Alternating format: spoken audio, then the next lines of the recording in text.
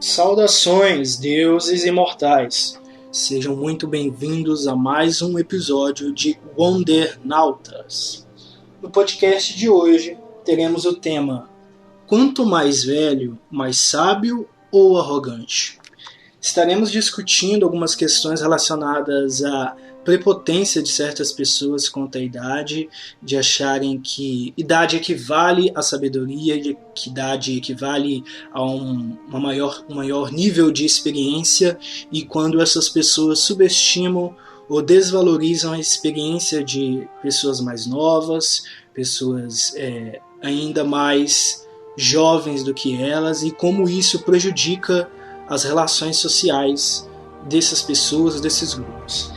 A gente vai falar sobre tudo isso após a vinheta.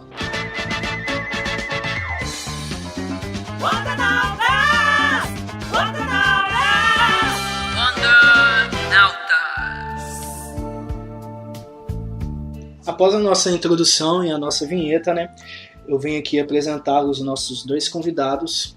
Temos aqui de retorno o Eduardo Salvador Barbosa Correia, de 16 anos, estudante do Paraná. Bem-vindo mais uma vez. Oi, Raul. Obrigado pelo retorno. Espero que o áudio não mude dessa vez.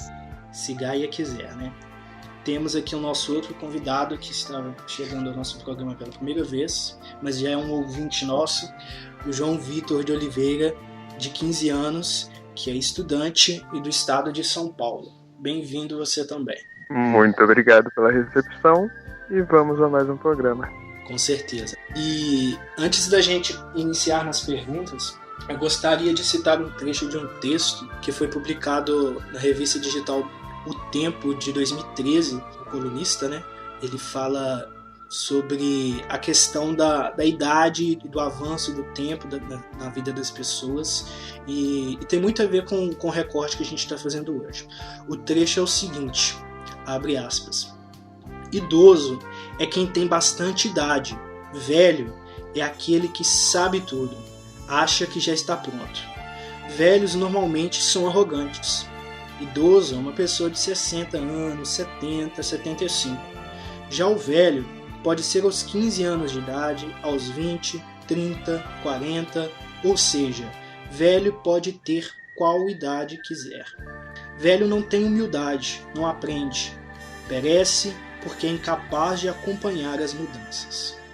E é com esse trecho aí que eu coloquei sem querer um quiser a mais aí, mas é um trecho que introduz bem o que a gente está querendo discutir aqui hoje, que é sobre a questão da soberba quanto à faixa etária, quanto a experiências das pessoas, de acharem que muitas vezes suas experiências são mais válidas ou mais relevantes e importantes do que as dos outros. E partindo para as nossas perguntas, para você, idade significa maturidade? Quem quiser responder. Bem, eu acho que idade não significa maturidade, tanto por causa que o modo de ensino interfere na sabedoria e na maturidade que as pessoas criam durante a vida. Como antigamente as pessoas, o modo de ensino era um modo de ensino diferente, as pessoas elas aprenderam e hoje em dia elas acham que não tem mais nada para aprender, porque elas já aprenderam o que elas tiveram de aprender. Tem um negócio que eles falam sobre o cérebro humano, que o cérebro humano ele não é disposto a aprender novas coisas porque ele quer economizar energia. E por causa disso, eu acho que quando uma pessoa chega em uma certa idade e ela já aprendeu todo um modo, uma estrutura, um jeito de vida, ela não está disposta a quebrar para aprender uma coisa totalmente nova, tanto por causa de paradigmas ou outras coisas, tanto eu acho que um pouco por causa disso, por causa de querer economizar o tempo, de querer economizar a energia para não precisar aprender uma coisa totalmente nova. Talvez até um pouco de arrogância, porque as pessoas elas não gostam de mudar de ideia de repente, porque isso para elas poderia significar que elas aprenderam tudo errado. E admitir que tá errado é uma coisa que o ser humano não consegue fazer com facilidade. Mas não significa que tudo que a pessoa aprendeu é errado. Mas talvez uma ou outra coisa que ela tenha aprendido, ela tenha que desconstruir para acompanhar tanta modernidade e também para respeitar as outras pessoas ao seu redor. Então, acho que como as pessoas mais antigas, elas estudavam talvez assim, num ambiente mais precário, com menos conhecimento, elas acham que talvez a gente seja mais ou menos a mesma coisa, não tenha mudado muito, mas com a internet e todas essas coisas, ajudou assim, que com todos os jovens, todas as pessoas pudessem ter um acesso à informação muito mais fácil. Mas não significa que todo mundo, só por causa da internet, hoje em dia sabe de tudo, porque ignorância é uma escolha hoje em dia. Tem gente que é ignorante, que escolhe, por exemplo, não querer participar, não querer pesquisar, não querer saber se informar. Existe, mas também existe pessoas que buscam informação. Então a internet não significa que hoje em dia todo mundo sabe de tudo, pesquisa o que quer, porque tem gente que não quer pesquisar. Então eu acho que a idade não tem a ver com a maturidade, mas as experiências de vida sim. E você, João, que acredita, você concorda, discorda? Nossa sociedade é construída em um ritmo bem peculiar. É uma base onde a elite comanda a maioria. E, de forma técnica, nós somos limitados ao tempo relativo a tudo que fazemos. Tempo, teoricamente, sim, é experiência. Só que, atualmente, com acesso à tecnologia e evolução, sabemos muito bem que idade já não é mais um quesito para conhecimento. Sabemos que uma criança de 15 anos hoje tem o conhecimento de um cientista. Basta pesquisar. Temos ferramentas, temos tudo. E nos baseamos em ignorância. O ser humano tende a ser ignorante. Ele fecha os olhos a tudo que vê, para conseguir fechar em seu mundo, para se adequar. Uma pessoa não quer um salário melhor. Ele quer uma posição melhor para adquirir o salário de um ser alheio. Então, de forma bem resumida, eu creio que não mais. Já foi. Por muito tempo, sim. Tempo é de experiência. Atualmente, não. Então, aproveitando que vocês falaram sobre a questão do tempo e a questão do paradigma, eu acho interessante a gente falar muito sobre isso do paradigma mesmo, que o paradigma nada mais é do que um modelo, de conhecimento, de experiência, de alguma forma de informação que as pessoas criam ao longo de suas vidas e elas acabam se prendendo demais àquilo e isso as impede de evoluir. Eu lembro de um exemplo que eu tive contato assistindo eu não lembro se era um documentário, era alguma coisa na minha aula, na minha faculdade, numa disciplina de teorias da comunicação. Isso já faz uns bons meses. E um trecho daquele produto ali, ele disse sobre a questão de que em determinado período da história da humanidade, um país específico, eu não me lembro exatamente qual, eu tenho uma vaga ideia, mas para eu não falar uma informação errada que eu prefiro não falar, de que tinha um determinado país que ele tinha digamos, alcance no mercado de relógios e tal. E só que aí, com o advento dos relógios digitais, esse país ficou para trás, porque os produtores eles já estavam tão apegados àquele modelo tradicional que eles pensaram, isso aí não vai dar certo, o relógio mesmo é desse jeito que a gente faz, como sempre foi feito. E aí aconteceu que aqueles que começaram a produzir os relógios digitais, os novos apetrechos, ficaram na frente e os antigos produtores que dominavam o mercado desde sempre ficaram para trás, se tornaram obsoletos e perderam seu espaço. E esse é um grande exemplo da questão do paradigma, porque a gente tem que entender que o conhecimento, em primeiro lugar, ele não pode ser fixo, ele tem que continuar crescendo e continuar se alimentando. E, em segundo lugar, o tempo passa o mundo se transforma, as pessoas se transformam e a sociedade se transforma. Né?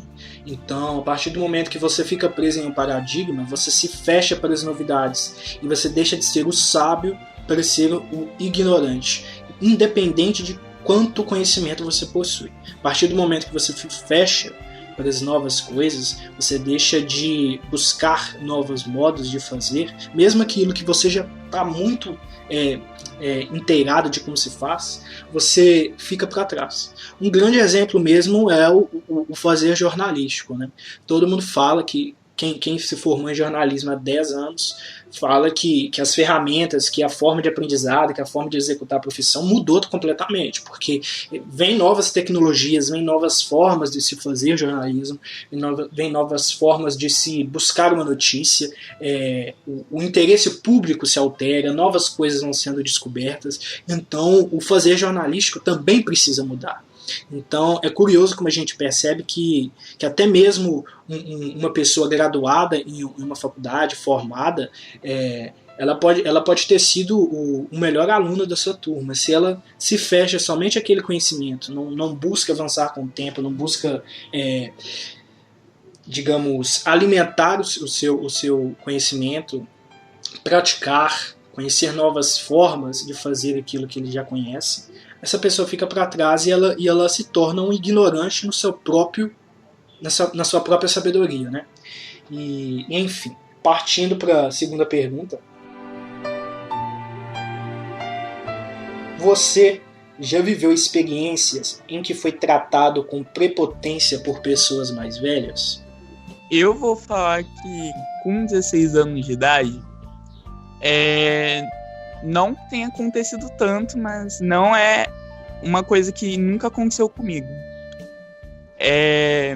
Eu, assim, tenho membros da minha família que são bem conservadores, que são evangélicos, que têm, assim, uma crença e uma forte crença com a religião. Então, eles não costumam aceitar as coisas novas ou coisas diferentes, a diversidade, com muita facilidade. E eu sou um garoto gay, já falando aqui.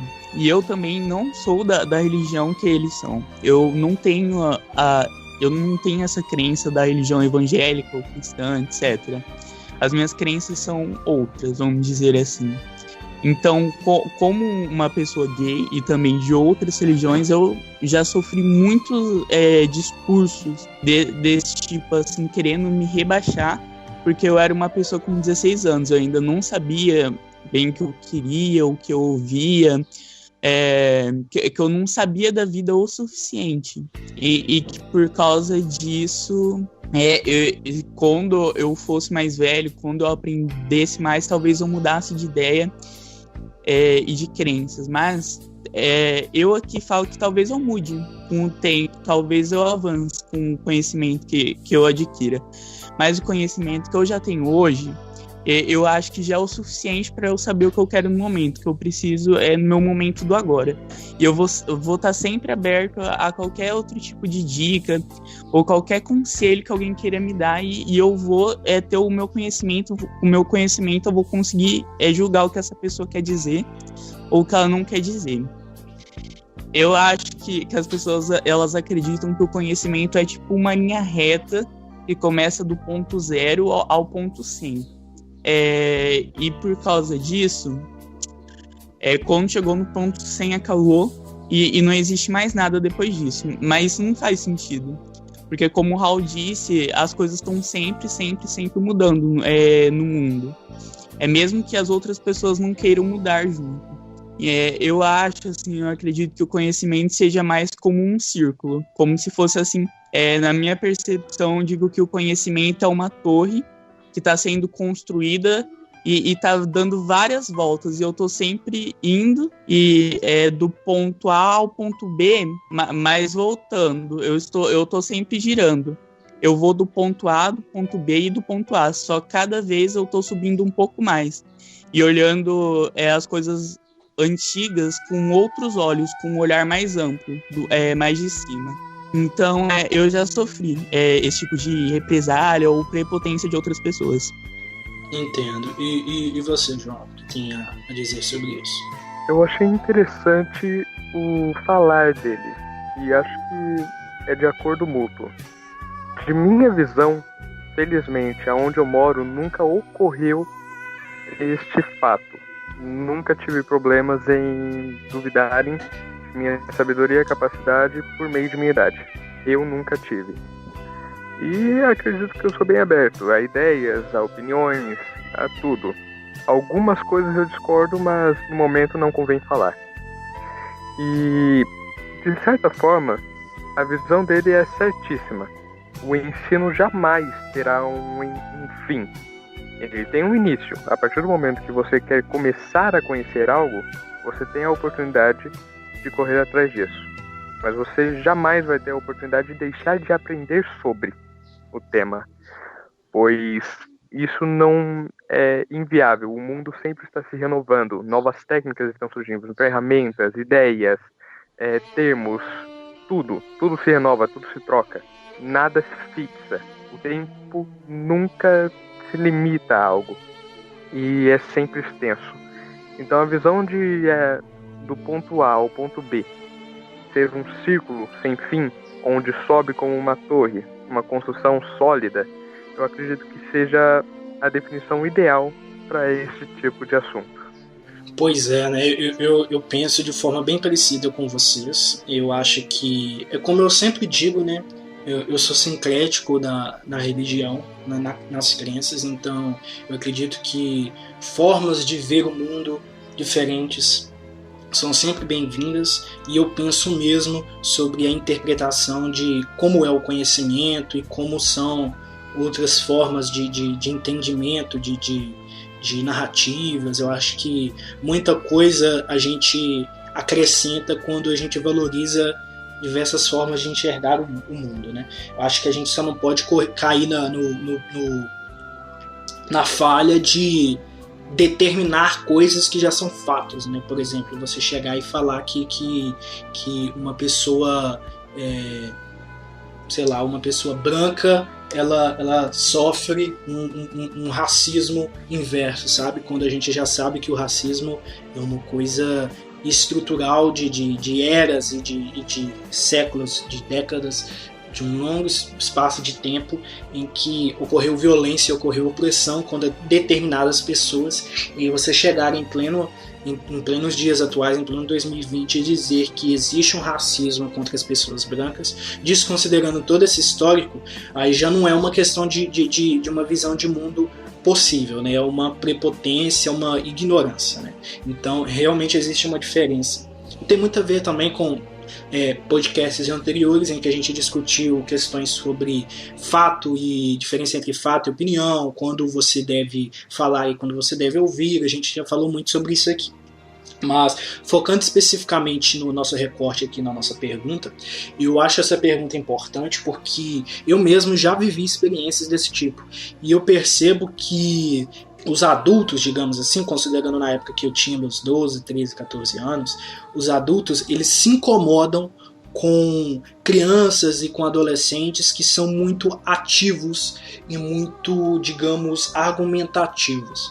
Eu falo isso porque, por exemplo, um pai e uma mãe que têm determinados pensamentos, eles não vão chegar a tratar um filho ou uma filha com uma soberba intelectual, digamos assim, se aquela criança mostrar somente atividades, digamos, tradicionais, como de qualquer outra criança. Só está brincando e só está, sei lá, realizando atividades em teoria comuns para a sua idade. Mas quando se trata de crianças que têm, digamos, um pezinho na frente em alguma questão, eu posso citar meu próprio exemplo, né, que desde os 4 anos eu escrevia demais, eu escrevia várias histórias e eu procurava criar vários mundos, e inclusive o livro que eu publiquei, O Resplandecer da Ametista, ele está muito relacionado com histórias e brincadeiras que eu fazia com os meus amigos, que eu construía histórias, né? É como se fosse os RPGs que a gente fala tanto hoje em dia. Eu construía as histórias, montava os personagens e passava para cada um mais ou menos o que eles tinham de fazer. Enfim, eu sempre tive uma proatividade no quesito de construir histórias e também de procurar entender histórias. Então, desde muito novo eu tinha uma noção de que talvez era importante ouvir outras pessoas diferentes de mim e tentar entender, porque o mundo é desigual, porque tem pessoas com mais, outras com menos, porque tem pessoas que são tratadas de forma tão diferentes quando elas estão basicamente na mesma situação, mas por uma questão de gênero, de cor, de pele ou de sexualidade, elas tinham diferentes tratamentos das pessoas ao seu redor. Mas enfim, por eu ter desde novo pensamentos e motivações que eram, digamos, diferentes das outras crianças da minha idade, eu encontrava alguns empecilhos no caminho, sabe? Porque eu me colocava contra certos pensamentos de pessoas adultas, e quando elas não tinham argumentos, elas falavam que aquilo não era conversa de criança, ou que aquilo que eu não entendia aquilo sobre a vida, que eu tinha muito o que aprender.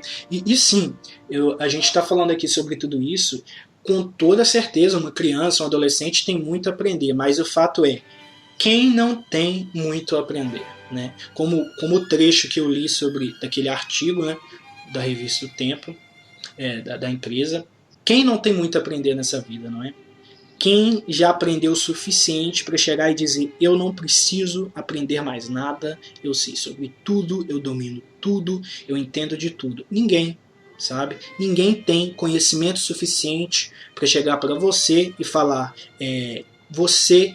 a sua opinião, a sua visão de mundo, o que você diz não tem valor algum.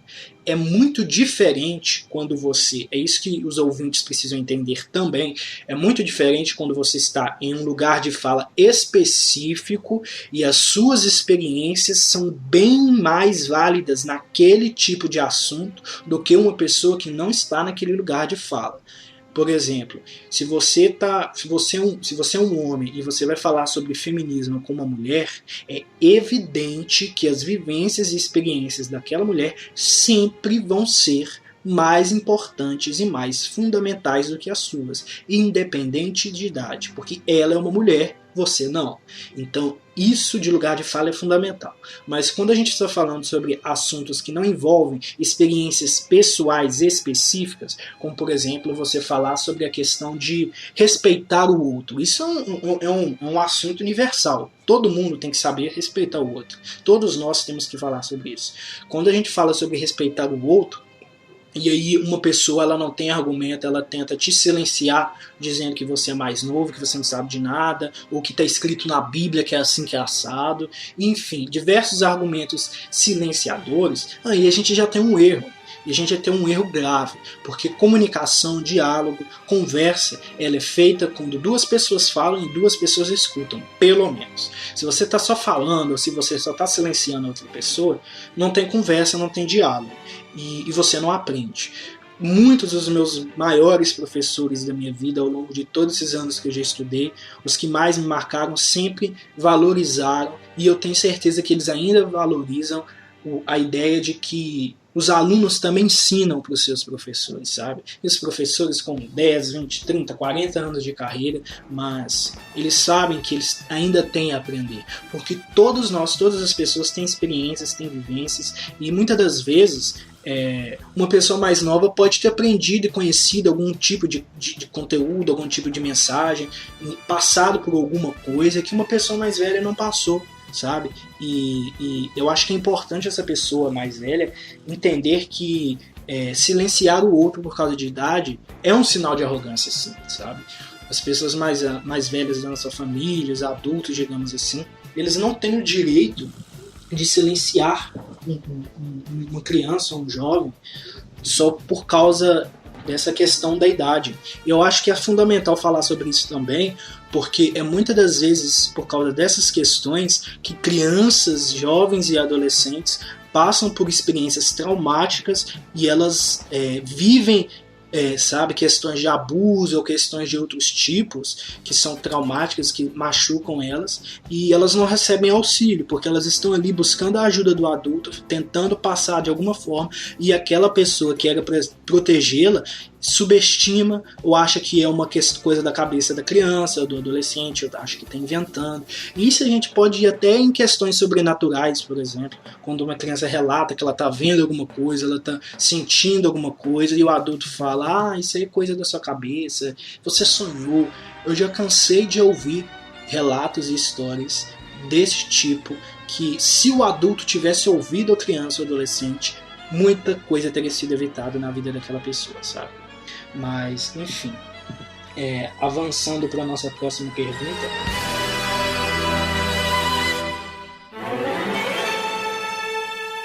Na concepção de vocês, a mídia reforça ou não a ideia da idade representar maturidade?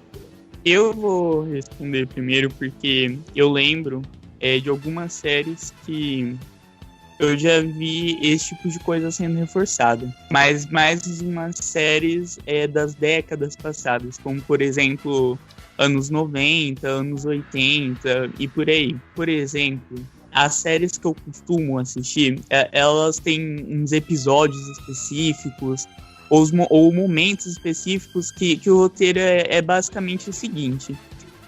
O adolescente, ele inventa de fazer alguma coisa diferente, uma coisa assim que é totalmente inusitada, que ele não tem uma experiência de vida exatamente para aquilo, e o adulto avisa ele não ouve o adulto, e portanto, no final ele acaba se dando mal, e o adulto dá assim uma espécie de sermão nele. Eu acho que por causa disso a mídia ajuda assim bastante. A mídia, a TV, todas essas esferas, elas ajudam um pouco nisso sim. Até o momento atual, eu não vi assim uma série onde mostra um adolescente que ele não quer fazer nada de errado na vida dele. Ele pensa nas coisas que ele faz certinho. E ele pode estar disposto a escutar um adulto. Até hoje em dia, eu nunca vi uma série ou um programa assim, que seja bastante evoluído nessa questão. Outras séries e outros programas que eu já assisti, a maioria das coisas, dos episódios, dos roteiros, coisas assim, reforçavam essa ideia de que a idade tá ligada à maturidade, mas isso também porque a gente está acabando de entrar nessa nova era onde tem a internet e onde tem muita informação à disposição, então ainda não deu tempo das pessoas como, por exemplo, os diretores, roteiristas ou grandes pensadores pensarem nisso, e essa ideia assim, né, de que a idade não está mais ligada com o tempo de vida. A maturidade está ligada com o tempo de vida, né? Ainda essa ideia não se espalhou assim amplamente. Então acho que talvez no futuro a mídia para com esse tipo de roteiro, ou então, se não notícias que reforçam essa coisa. Eu acho que no futuro a mídia, a TV, esse tipo de coisa pode acabar mudando. Em visão geral, eu vejo que a mídia colabora para que isso venha a ocorrer. Ela é uma das fontes onde, independente de qual meio, você sempre vai estar como eu posso dizer? Sempre vai estar desfrutando de mídia. Seja TV, celular, em qualquer meio, sempre haverá mídia. E a mídia reforça essa ideia. Felizmente, atualmente, as coisas estão começando a mudar. Antigamente, era algo muito certo.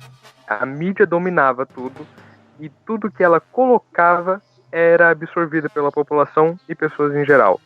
Tudo. Atualmente não. Graças à internet, graças à evolução, as pessoas estão começando a dar um passo à frente. Estão começando a sair de sua bolha social, digamos assim. Então essa ideia está cada vez mais se desconstruindo. Mas por muito tempo foi assim. E eu acredito que, em média, daqui uns 40, 50 anos, este assunto já não haverá mais. A mídia já estará inteiramente integrada com o que realmente é importante. e não mais com a sociedade feudal que aparentemente ainda vivemos de forma implícita.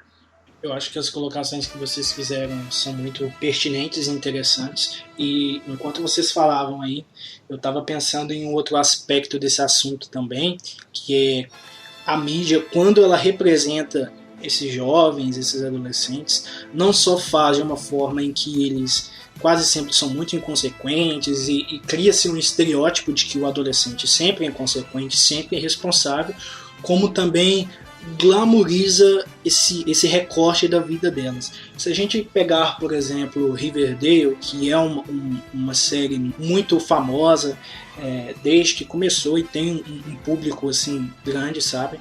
Você vê que em teoria era para todo mundo ali ser adolescente, mas todo mundo é muito padrãozinho, muito elegante, muito bonitinho, todo mundo está praticando relações sexuais o tempo todo mundo é muito descolado, todo mundo é muito dono de si mesmo, todo mundo sabe discursar muito bem, todo mundo sabe falar muito bem. E, por exemplo, vocês dois aqui que estão aqui conversando comigo hoje, vocês sabem falar muito bem, vocês sabem transmitir uma mensagem, sabem discursar muito bem, e é por isso que vocês estão aqui, né? Mas a gente sabe, eu tenho certeza que vocês sabem que essa não é uma regra universal. A grande maioria das crianças e dos adolescentes tem vários dilemas pessoais que eles estão enfrentando, várias questões, seja na aparência, seja insegurança de falar, de se manifestar. Eu lembro mesmo, inclusive, de experiências que eu já tive quando bem mais novo, no ensino fundamental ou médio, de que eu às vezes tinha que tomar as rédeas de algum trabalho, de alguma coisa, de fazer alguma coisa em uma apresentação, porque a maior parte do meu grupo estava cheio de vergonha, cheio de inseguranças. Eu lembro até de uma experiência em que o meu grupo ali de amigos no ensino fundamental, a gente tinha que falar alguma coisa com a diretora, eu acho que era para algum trabalho, a gente tinha que entrevistar ela para alguma coisa, e nenhum de nós, do meu grupo assim, estava tendo coragem de simplesmente bater na porta da diretora. E aí eu pensei, olha, se ninguém fizer nada, a gente não sai daqui, então eu vou fazer isso eu mesmo. Então eu sempre tive essa postura de, se ninguém vai fazer, eu vou ali fazer e resolver esse trem de uma vez. Vou ali fazer isso aqui, vamos passar vergonha, talvez a gente passe, mas pelo menos a gente resolve a questão. Então eu sempre tive uma iniciativa de tomar algumas rédeas de algumas coisas em situações da minha vida, mas eu sei muito bem que essa não era a regra. A grande maioria das pessoas da minha idade, naquela época e até um pouco depois, no ensino médio, tinham muitas travas, muitas inseguranças, e eu também deixo claro aqui que eu não estou dizendo que eu era simplesmente 100% seguro, não. Eu também tinha muitas falhas de autoestima, de segurança e tudo mais.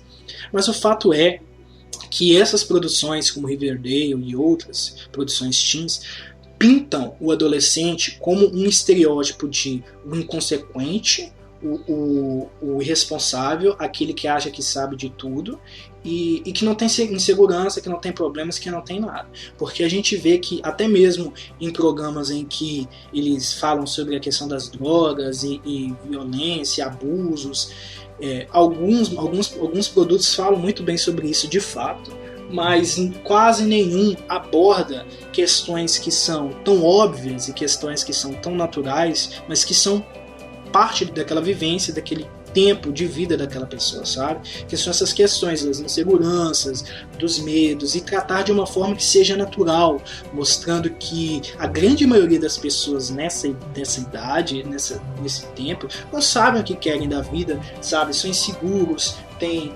tantos medos, tantas ansiedades, tantas questões, que eu tenho certeza que assim como eu também tinha com os meus 15, 16 anos, vocês também devem ter muitas coisas hoje em dia, independente do quão bem vocês consigam falar, seja aqui no programa ou com qualquer outra pessoa. É importante, eu acho realmente importante que a mídia traga as histórias dessas pessoas que elas estão retratando ali de forma mais fiel. Eu não diria que é preciso fazer um documentário, sabe? Quase que uma história documental, para ser 100% próximo da realidade, até porque isso é inexistente. Nem no jornalismo existe uma transcrição 100% equivalente à realidade, à verdade. Mas eu acho que é importante a gente está falando sobre as vivências e as experiências desses adolescentes, desses jovens, até para que os adultos entendam todas essas questões que essas pessoas vivem, porque em algum dia no passado eles também viveram, sabe? Questões parecidas, às vezes até questões iguais, sabe? Porque certas coisas como sexualidade, como identidade de gênero, por mais que a gente fale sobre essas coisas hoje em dia, sempre é difícil para a pessoa, quando ela está lidando com aquilo consigo mesma, somente ela, sempre vai ser difícil. Eu acredito que sempre vão ser questões complicadas, independente de em que era, em que sociedade estaremos inseridos. Mas eu acho que é importante a gente ressaltar mesmo essa questão de que a mídia, muitas das vezes, ela glamoriza questões, ela trata as coisas com certa artificialidade, sabe? E fazendo uma ponte desse longo discurso que eu fiz para a próxima pergunta, né?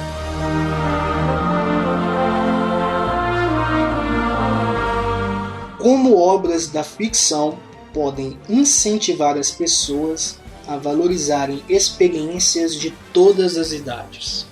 Eu, sinceramente, não sou muito inteirado com isso, nas obras de ficção. Porque, como por exemplo, eu falei anteriormente que a mídia e toda essa área, esse globo, pode ser consumido como, por exemplo, HQs, livros, séries, filmes. Todo esse ambiente, ele costuma glamorizar o adolescente como um adulto. Eu acho que é uma evolução, assim, né? É quase uma evolução, assim, de como resolveram retratar o adolescente com a internet, que é um adulto que é inconsequente, que sabe de muita coisa, faz muita coisa, não é inocente, mas é inconsequente.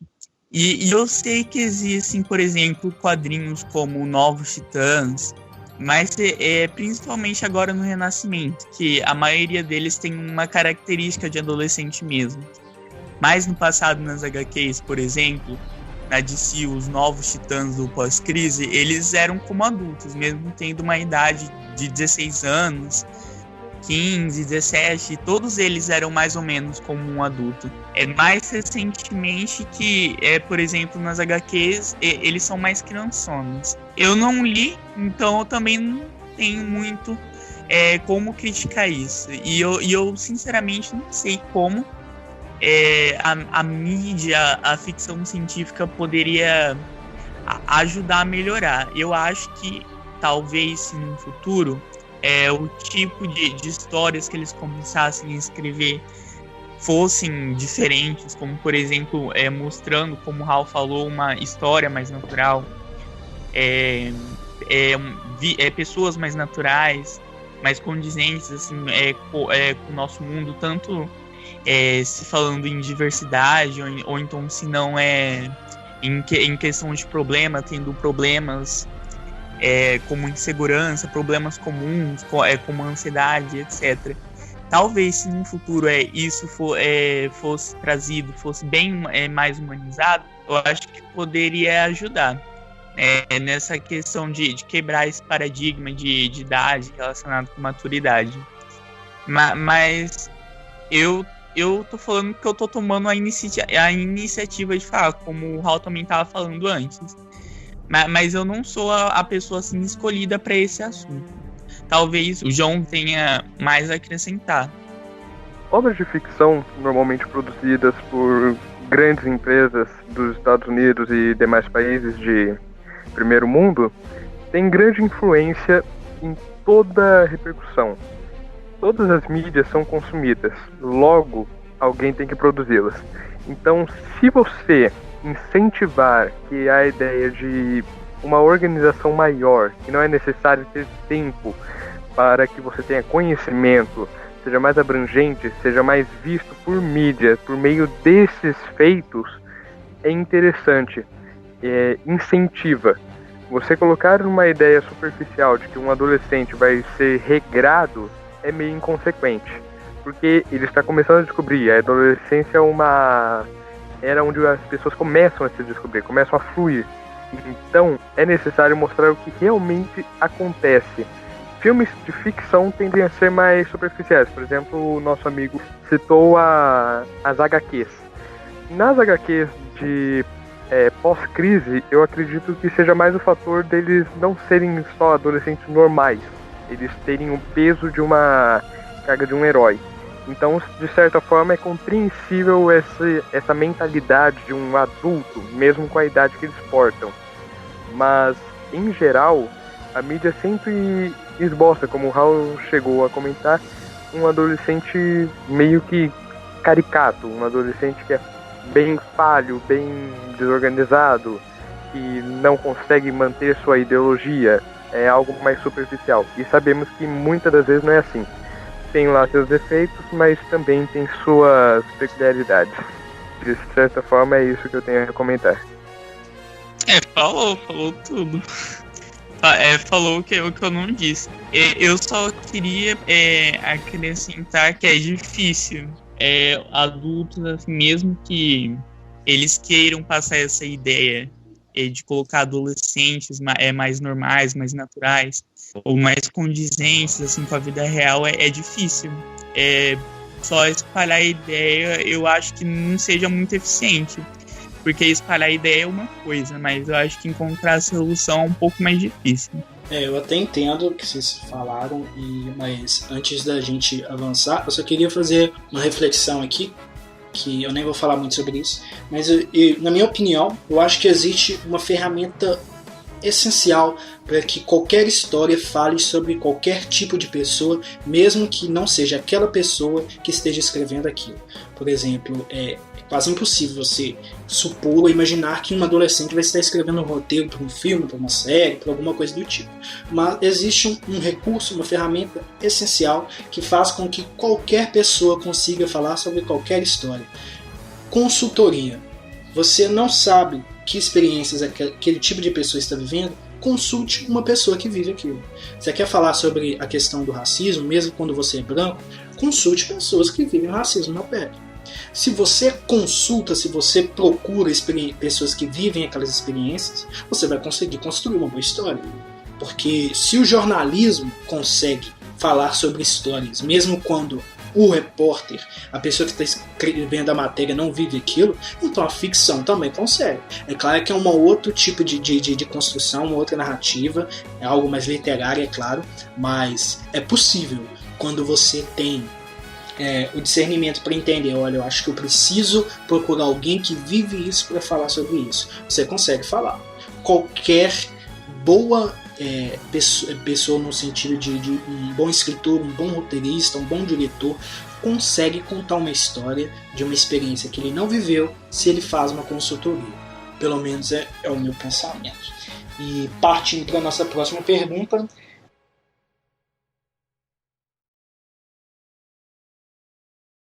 histórias e personagens lidando com questões da infância e adolescência ajudam nessa questão? Acho que ajudam se for como o Raul disse. Por exemplo, que os diretores eles buscassem perguntassem para as vivências do adolescente, da criança, eu acho que também sim. Mas que eu acho que se os diretores, roteiristas de todas essas coisas como filmes, séries, eles perguntassem para os adolescentes, eu acho que as histórias que eles criassem poderiam ajudar assim, né, a espalhar essa ideia de que a maturidade não está exatamente ligada com a idade, mas as coisas assim como a gente viu atualmente não são. E você, João, que tem a colocar?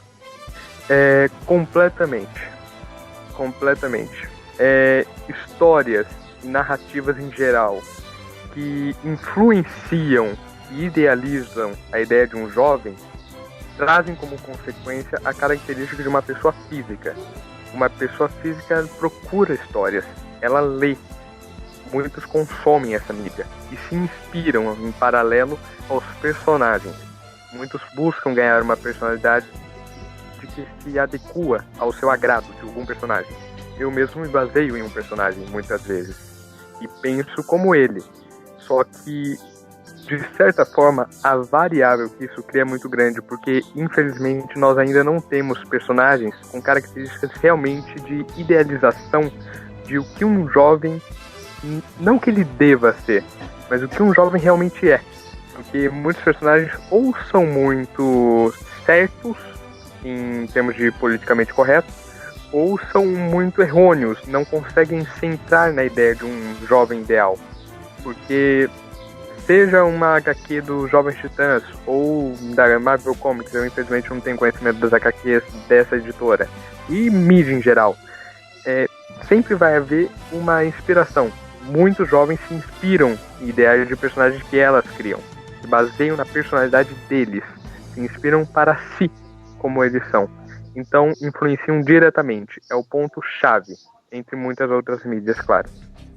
Enquanto ele tá falando do corpo físico, como por exemplo séries, eles não conseguem colocar o corpo físico do adolescente, eu acho que eu pensei na minha cabeça que o corpo físico do adolescente é alguém crescendo. Então, portanto, uma melhor abordagem seria alguém que sabe coisas, mas ainda tem outras coisas para aprender, tem muitas questões, até mesmo pessoas adultas têm questões. Mas eu acho que o paralelo é do corpo do adolescente com a mensagem com a mente do adolescente, é que o corpo dele está crescendo. Perfeito complemento. Muito obrigado. E quais tipos de histórias envolvendo personagens com a sua faixa etária, no caso específico para cada um de vocês, né? Quais tipos dessas histórias vocês gostariam de consumir?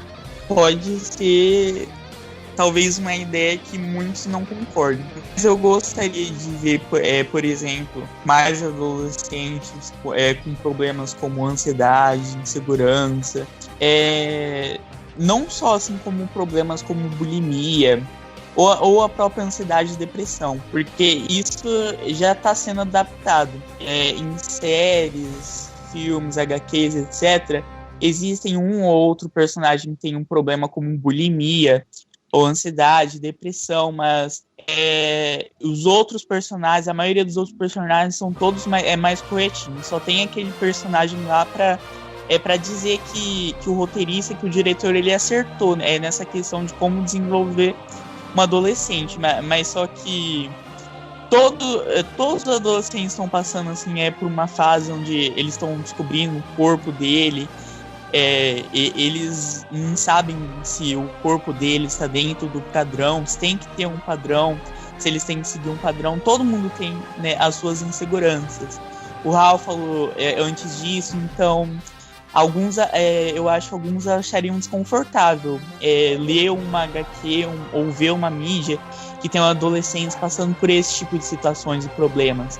Mas eu gostaria de ver mais gente passando pelas inseguranças, ou então se não por vários tipos de situações assim. E você, meu caro João? Olha, em meu ponto de visão, eu creio que, primeiramente, eu só tenho a concordar com o argumento que o jovem ali acabou de dar. Só que eu, em específico, não sou capaz de opinar, porque eu não consumo esse tipo de mídia. Eu, infelizmente, não tenho atração por esse tipo de conteúdo. Eu não leio com frequência, portanto, eu não sou capaz de determinar o que eu gostaria de ver sobre tal. Em demais assuntos eu posso até dar algum argumento, mas nessa situação em específico eu creio que eu não tenho visão para isso, infelizmente.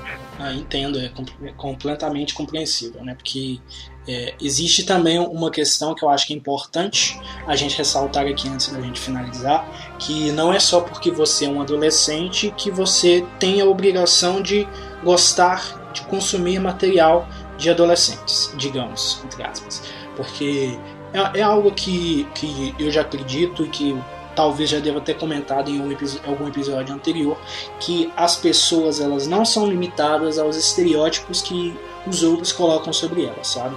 Uma mulher, ela não tem a obrigação de saber falar o tempo todo sobre a questão da mulher, sobre a questão do feminismo, a questão de assédio e essas coisas. O negro, ele não é obrigado o tempo todo falar sobre o racismo e sobre o preconceito. A pessoa gay, o bissexual, eles não é obrigado ao tempo todo estar falando sobre coisas que em teoria são ligadas a esse meio LGBT, enfim. Eu acho que é importante as pessoas lembrarem que todo mundo tem o direito de consumir o que gosta, independente dos estereótipos, independente do que as pessoas esperam delas. Mas eu digo que se eu ainda tivesse meus 15, 16 anos, até mais jovem, eu gostaria muito de ver nas histórias personagens masculinos com os quais eu me identificasse. Porque na minha época, eu tenho 23 anos agora, né? Mas quando eu tinha meus 10, 11, 12 anos, era muito difícil eu encontrar um personagem com quem eu me identificava. Porque a grande maioria dos personagens masculinos eram daquele estereótipo do cara viril, o cara que salva a sua amada e que é meio carrancudo, meio bereze, aquela coisa toda. E é algo que eu não me identificava, porque eu não era, digamos, um garoto dentro dos padrões, né? Eu escrevia muito, eu criava muitas histórias, eu era introspectivo, eu tinha uma pontinha de liderança, digamos, mas eu não gostava de assumir a liderança, como eu citei no exemplo lá da escola, de eu ter que resolver a coisa com a diretora. Até hoje, eu não gosto muito de papéis de liderança, apesar de eu ser o líder principal da comunidade da DC no Amino, por exemplo. É um papel que eu evito a todo custo, porque exige certas imposições e certas tomadas de decisões que me incomodam. E deixa eu fazer uma pausa. Mas muitas das vezes essas responsabilidades nos chamam, né? Mas enfim, o que eu quero dizer é que eu tinha essa carência de quando eu era mais jovem, de personagens que me trouxessem uma identificação, sabe? E hoje em dia, quando as mídias começaram a diversificar mais, né, em algum momento ou outro a gente encontra alguns personagens com que a gente se aproxima mais. Mas eu acho que na minha adolescência, na minha infância, faltou muito disso, e principalmente também porque eu queria mostrar para os adultos que às vezes não me entendiam como eu era. Eu queria chegar ali para uma mídia, para uma novela, ou para uma série, para uma história, e falar assim: olha, veja, é isso que eu sou, é assim que eu sou. Eu me lembro muito bem que em Saint Seiya, conhecido aqui no Brasil como Cavaleiros do Zodíaco, né, tinha e tem um personagem que é um dos principais, o Shun de Andrômeda, um dos 5 protagonistas, que eu me identificava muito com ele. Ele era um personagem que não queria ferir os outros e não queria machucar as pessoas, mas ele era levado a lutar, porque esse era o chamado dele. E sempre que ele tinha a oportunidade de evitar conflitos e se sacrificar pelos outros, ele fazia isso. E eu me lembro que sempre que eu tinha oportunidade, eu puxava minha mãe para poder assistir algum episódio desse personagem, ou em outros animes que tinham algum outro personagem, seja masculino ou feminino, geralmente mais personagens femininos. E isso não tem a ver, uma coisa que eu acho importante ser dito, não tem a ver com a identidade de gênero, mas sim com o tipo de história que eram tratados com esses personagens. Porque a grande maioria dos personagens masculinos, como eu falei, eram estereotipados, e ainda muitos hoje em dia ainda são, e eles não tratavam de assuntos que falavam sobre mim. Então muitas das vezes eu encontrava esse tipo de assunto em personagens femininos. Mas eu me lembro de muitas vezes eu levar para minha mãe alguns personagens desses, e era como se eu estivesse tentando falar: olha, é isso que eu sinto, é isso que eu vivo, é isso que eu sou, é por isso que eu tenho minhas questões, é por isso que às vezes eu chego em casa só querendo chorar, e várias outras coisas que eu passei durante a infância. Mas enfim, tem aqui uma parte de mim, tenta entender isso aqui, por favor. E minha mãe sempre foi muito aberta a tentar me entender, tentar me compreender, mas na minha infância a grande maioria das pessoas não tinham essa abertura e achavam que eu era muito criativo demais, eu estava tentando ser mais do que eu era como criança. E talvez, se algum dos meus parentes estejam escutando isso neste momento, eu deixo bem claro que isso de fato aconteceu e que isso me trouxe alguns empecilhos que eu tive que desconstruir com o tempo. Porque, por exemplo, eu sempre soube que eu queria escrever, queria produzir histórias, queria produzir conteúdos como o que eu estou fazendo neste momento, trazendo esse podcast, né? Eu sempre tive esse desejo, essa vontade de falar, de trazer outras vozes, e eu era muito digamos, muito sabotado por adultos na minha infância que diziam que isso não dava certo, de que eu não devia estar pensando nessas coisas, de que era isso, que era aquilo, e eu precisei chegar até a fazer uma terapia, a fazer acompanhamento com a psicanálise, para poder entender que todas as minhas questões surgiram não porque eu não acreditava em mim mesmo, não porque eu tinha medo de mim mesmo, mas porque eu estava duvidando se eu estava certo em ser quem eu sou. Eu estava não começando, porque isso já era de longos anos, né? Mas eu estava acreditando que talvez os adultos, que eram mais velhos, mais experientes, estavam certos e eu que estava errado. Só que aí eu consegui entender e compreender que não importa a sua idade, somente você, nas suas vivências, nas suas experiências, vai entender o seu coração, vai entender a sua essência e vai conseguir entender a si mesmo. Não adianta você tentar buscar com o outro uma resposta sobre a sua sexualidade, sobre a sua identidade de gênero, sobre a sua motivação de vida, sobre os seus sonhos. Não adianta. A única pessoa que pode te dar essas respostas é você mesmo. E é por isso que os adultos, e agora eu falo para os adultos, né?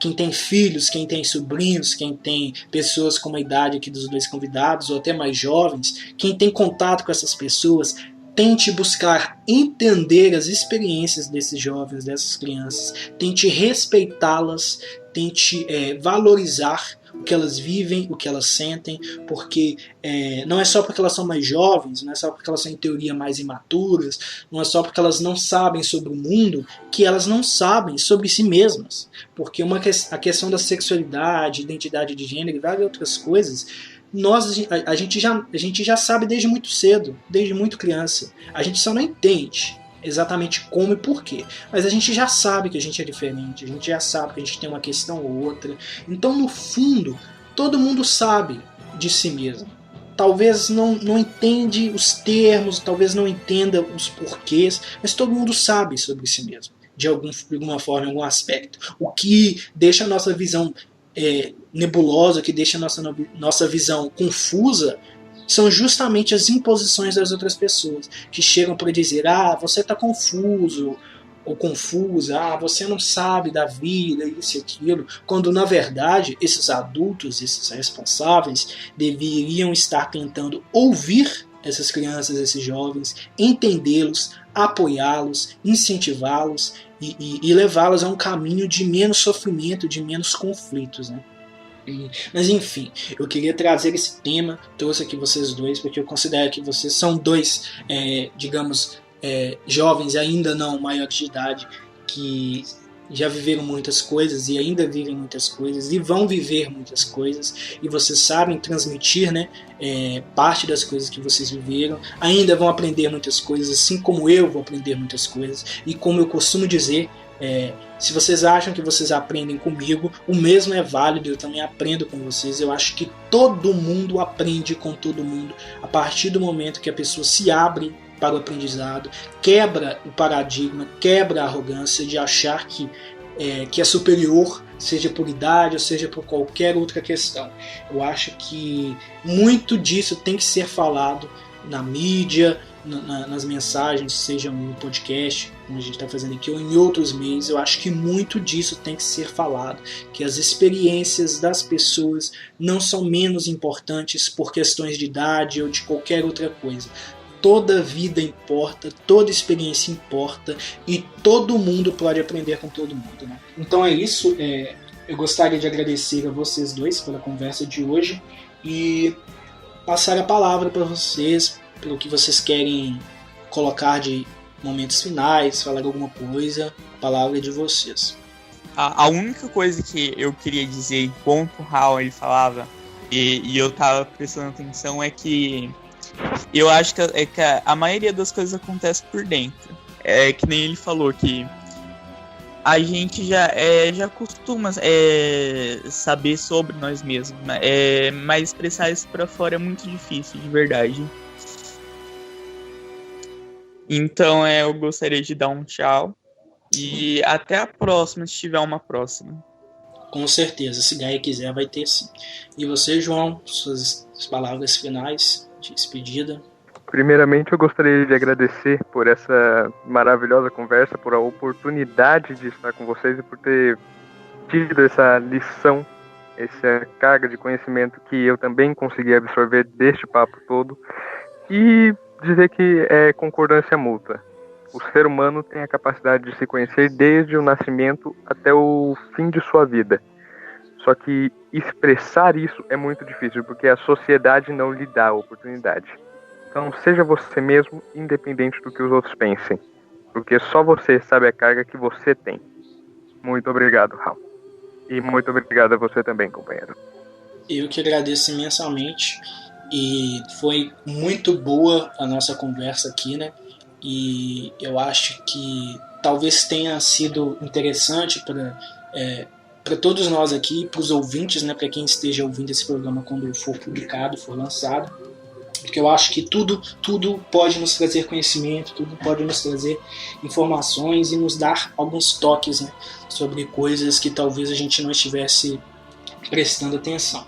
Mas é isso, eu gostaria de finalizar aqui. Antes das últimas palavras, gostaria de recomendar que você, ouvinte, me siga no Instagram, @maiconsenju, ou no Twitter, @epifanio_maicon. E você também me encontra na DC Comics, na comunidade, no Amino, sobre quadrinhos da DC. Eu sou ali o líder principal, uso o nick de Hal, e é por isso que muitas das vezes as pessoas me chamam de Hal aqui. Mas é isso, e vamos agora passando para o nosso momento recomendação. O nosso momento recomendação de hoje é sobre a história LJA, SJA, Vícios e Virtudes, publicada em 2002 e escrita por Geoff Johns e David S. Goyer, desenhada por Carlos Pacheco e Jesus Merino. Essa história foca em duas grandiosas equipes que por tempos lutaram por ideais de justiça e que finalmente se encontraram. Na primeira reunião oficial entre a Liga da Justiça da América e a Sociedade da Justiça da América, uma inesperada conspiração acaba por abalar a paz entre os heróis. A lealdade e amizade entre os defensores da honra parecem estar prestes a ruir diante da eclosão de uma inesperada batalha. Podem os maiores heróis deste mundo sobreviverem à crise? Serão seus ideais nobres o suficiente para ultrapassarem essa tempestade? E poderá o próprio mundo ser salvo desta aterradora ameaça? Eu acho que essa história é muito interessante quando a gente considera o tema aqui, porque ela coloca em choque duas equipes de gerações diferentes, né? A Sociedade da Justiça é uma equipe de heróis mais velhos e a Liga da Justiça de heróis mais novos, e mesmo dentro dessas equipes existem diferenças de idades, de experiências, e eu acho que é muito interessante a dinâmica que a gente encontra nessa história de alguns personagens entrando em conflito com outros, e em diversos momentos questões de idade, de experiência e outros fatores são colocados em xeque, como por exemplo a questão daquele que usou o manto quando mais velho contra aquele que está usando o mesmo manto de herói agora mais jovem. Eu acho que é uma história que não fala exatamente da questão da arrogância quanto à idade, mas toca em temas assim, toca em tópicos que são diretamente ligados a isso, de uma forma muito interessante, muito bacana, e é divertido ver esses conflitos de gerações. Eu acho que nos traz algumas reflexões, e ao mesmo tempo em que é uma história muito divertida e gostosa de se ler. E é isso, espero que vocês tenham gostado do episódio de hoje, da recomendação de hoje, e que a glória de Gaia esteja com vocês.